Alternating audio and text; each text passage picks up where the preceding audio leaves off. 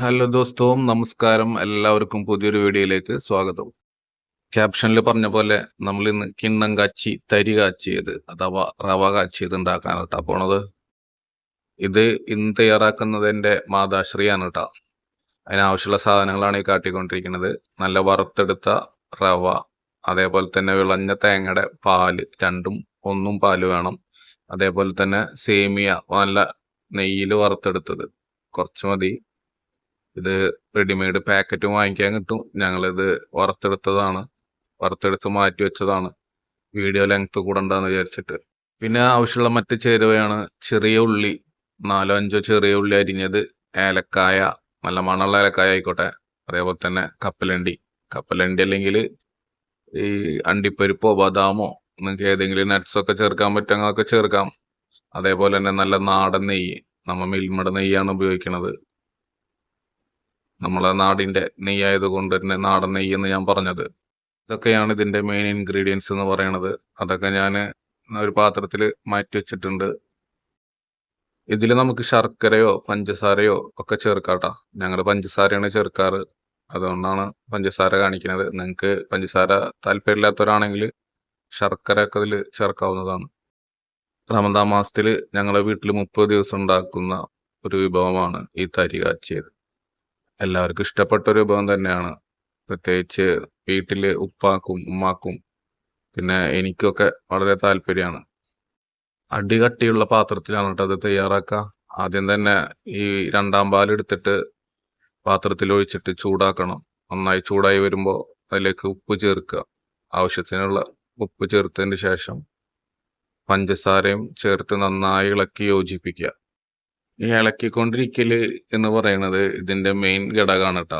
അത് പഞ്ചസാര ഇട്ടാലും റവ ഇട്ടാലും സേമിയ ഇട്ടാലും ഇങ്ങനെ ഇളക്കിക്കൊണ്ടിരിക്കണം. കാരണം ഇതൊക്കെ കട്ട കുത്താൻ, പഞ്ചസാര അലിഞ്ഞു പോവും, റവ ഒക്കെ കട്ട കുത്താൻ ചാൻസ് കൂടുതലാണ്. അപ്പൊ റവ ഒക്കെ ഇട്ടുകൊണ്ടിരിക്കുമ്പോൾ നമ്മൾ ഇങ്ങനെ ഇളക്കിക്കൊണ്ടിരിക്കണം. അതുപോലെ തന്നെ സേമിയ, അത് മെയിൻ ആണ്.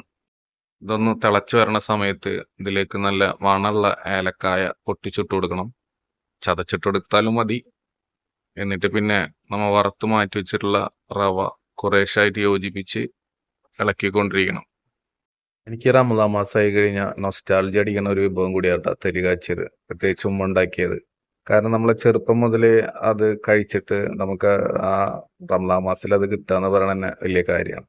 ഒരിക്കലൊക്കെ പോയി കഴിഞ്ഞാൽ റവ കാച്ചിയത് ചിലപ്പോൾ കിട്ടുട്ടോ, സേമിയൊന്നും ഇല്ലാത്ത അല്ലെങ്കിൽ കപ്പലണ്ടി ഒന്നും ഇടാത്ത റവ കാച്ചിയത്. അതിനേക്കാളൊക്കെ എനിക്ക് കൂടുതൽ താല്പര്യം നമ്മ വീട്ടിൽ ഉണ്ടാക്കണ ഈ റവ കാച്ചിയതിനോടാണ്. ഞാൻ അങ്ങനെ പുറത്തുനിന്ന് അങ്ങനെ കുടിക്കാറുമില്ല, കുറവാണ്. റവ കാച്ചിയത് തരി കാച്ചിയതെന്ന് ഞാൻ പറയാനുണ്ടെങ്കിലും ഇത് പല പേരിലാണ് പല നാടുകളിൽ അറിയപ്പെടട്ടാ. ചിലവർ ഇത് തരിക്കഞ്ഞി എന്നും റവക്കഞ്ഞി എന്നൊക്കെ വിളിക്കാറുണ്ട്. പിന്നെ ഏതൊക്കെ പേരിലാണ് എന്നുള്ളത് നമുക്കറിയില്ല. അറിയണവരൊക്കെ ഒന്ന് കമന്റ് ചെയ്യും. കുട്ടികളൊക്കെ സ്കൂളിൽ നിന്നൊക്കെ വരുമ്പോൾ അവർ നല്ല വിശപ്പോട് കൂടിയിട്ടൊക്കെയാണ് വരിക. അപ്പോൾ അവർക്കൊക്കെ ഉണ്ടാക്കി കൊടുക്കാൻ പറ്റണ ഒരു 4 മണി പലഹാരവും കൂടിയാണ് കേട്ടത്. ഇതൊരു ഗ്ലാസ് കൊടുത്താൽ തന്നെ ഒരുവിധം വിശപ്പൊക്കെ അവരത് മാറുകയും ചെയ്യും, അവരൊന്ന് ഹാപ്പി ആവുകയും ചെയ്യും.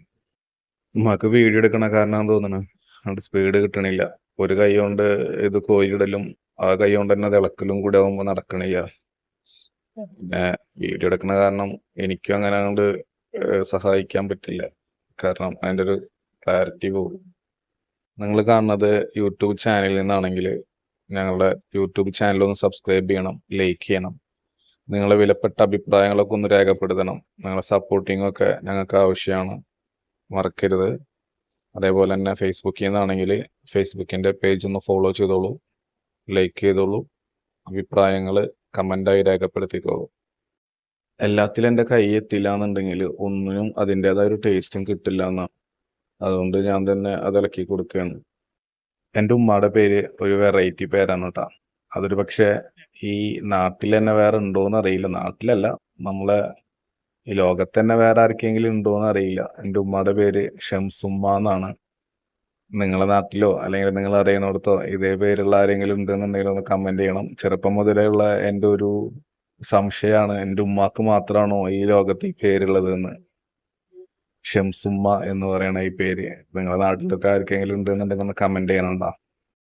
അപ്പൊ നമ്മുടെ തരിക്കഞ്ഞി അവസാന ഘട്ടത്തിലേക്ക് എത്തിയിരിക്കുകയാണ് കേട്ടോ.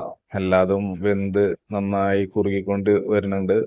പിന്നെ ഇതിലേക്ക് ഉള്ളി കാച്ചിയതും അതേപോലെ തന്നെ അണ്ടിപ്പരിപ്പും മുന്തിരിയൊക്കെ നെയ്യിൽ വറുത്ത് കോരിയത് ചേർക്കാണ്. ഇതെല്ലാം ഒരുമിച്ചാണ് ചെയ്യണത് കേട്ടോ. ഇത് നിങ്ങൾ ട്രൈ ചെയ്യാത്തതാണെങ്കിൽ ഒരിക്കലെങ്കിലും നിങ്ങൾ വീട്ടിലൊന്ന് ട്രൈ ചെയ്ത് നോക്കണം കേട്ടോ. നല്ല ടേസ്റ്റ് ഉണ്ട്. നിങ്ങളൊന്ന് കുടിച്ചു നോക്കി കഴിഞ്ഞാൽ അറിയാൻ പറ്റും. പഴയ ആളുകളൊക്കെ ഇത് സ്ഥിരമായിട്ട് ഉണ്ടാക്കുന്നവർ തന്നെയാണ്. ഞാൻ ഉദ്ദേശിച്ചത് ഈ പുതിയ തലമുറയിൽപ്പെട്ട ആളുകൾ ഇത് കഴിക്കാത്തവരും ഉണ്ടാക്കാത്തവരും ഉണ്ടെങ്കിലത്തെ കാര്യമാണ് പറഞ്ഞത്. പഴയ ആളുകൾക്കൊക്കെ ഇത് സുപരിചിതമാണ്. ഇതേപോലെ തന്നെ നോമ്പിലുണ്ടാക്കണ മറ്റൊരു വിഭവട്ട ഈ ജീരകക്കഞ്ഞി അഥവാ മഞ്ഞക്കഞ്ഞി എന്നൊക്കെ പറയണ, നമ്മൾ കർക്കിടക മാസത്തിലൊക്കെ ഉണ്ടാക്കണ മരുന്ന് കഞ്ഞിയോട് സാമ്യമുള്ള ഒരു കഞ്ഞിയാണ്. ഇതും ഉപ്പേരിയൊക്കെ എല്ലാവരും നോമ്പിനൊക്കെ ഉണ്ടാക്കുന്നതാണ്. ഞങ്ങളും ഉണ്ടാക്കാറുണ്ട്. മറ്റൊരു വീഡിയോയിൽ കാണിക്കാം. അപ്പോൾ ഈ തരിക്കഞ്ഞി കാച്ചാൻ പോവാണ് കേട്ടോ. അപ്പം അതിന് കുറച്ച് നെയ്യ് എടുത്ത് ചൂടാക്കുകയാണ്. നന്നായി ചൂടായി വരണ നെയ്യിലേക്ക് അരിഞ്ഞു വെച്ചിട്ടുള്ള ചെറിയ ഉള്ളി ചേർത്ത് മൂപ്പിക്കുകയാണ്. അതിനുശേഷം അണ്ടിപ്പരിപ്പും മുന്തിരി ഇട്ടിട്ട് വറുത്ത് എടുക്കുകയാണ്. ഇത് നമ്മുടെ തരിക്കഞ്ഞിയുടെ മേലേക്ക് ഒഴിച്ചു കൊടുത്ത് നന്നായി മിക്സ് ചെയ്യുക. അതോടുകൂടെ നമ്മുടെ ഈ പരിപാടി കഴിയാണ്. ചൂടോടുകൂടി തന്നെ ഇത് സെർവ് ചെയ്യുക കേട്ടോ. നല്ല ചൂടിൽ കുടിക്കണേക്കാളും നല്ലത് മീഡിയം ചൂടിൽ നമ്മളിത് കുടിക്കലാണ്. അതിൻ്റെ ടേസ്റ്റ് അറിയാനായാലും എല്ലാത്തിനും നല്ലത്. പിന്നെ നല്ല ചൂടുള്ള ഭക്ഷണങ്ങൾ കഴിക്കേണ്ടത് നമ്മളെ ആരോഗ്യത്തിന് കേടാന്ന് പല പഠനങ്ങളും തെളിയിച്ചിട്ടുണ്ട്. ചിലവർക്കൊക്കെ അതിന് എതിരഭിപ്രായം ഉണ്ടാവാം. പക്ഷെ ചില പഠനങ്ങളിലൊക്കെ ഇങ്ങനെ കാണാറുണ്ട്. ഏതാണ് സത്യം എന്നൊന്നും നമുക്കറിയില്ല. ഇപ്പം ഞങ്ങളുടെ വീഡിയോ ഇവിടെ കഴിയാണ്.